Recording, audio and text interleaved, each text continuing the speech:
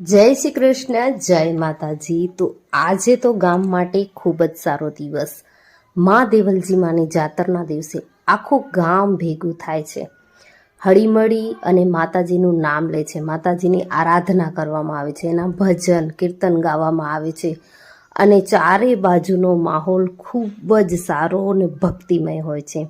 પછી બપોરના ટાઈમે માતાજીનો સરસ મજાનો પ્રસાદ લેવામાં આવે છે, લાપસી, દાળ ભાત।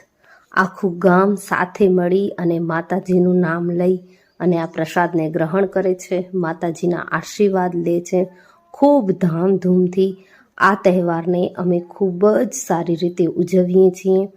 ચારે બાજુનો માહોલ એટલો મસ્ત અને ભક્તિમય હોય છે કે મજા આવી જાય। અને ગામડામાં તો જમણવાર એટલે પંગતમાં બેસીને જમવું, માતાજીનો પ્રસાદ લઈ માતાજીના આશીર્વાદ મેળવવા। મા દેવલજીમાં દરેક ઈચ્છા પૂરી કરે, દરેકને સ્વસ્થ રાખે, રક્ષણ કરે દરેકનું, એવી જ એની પાસે પ્રાર્થના છે।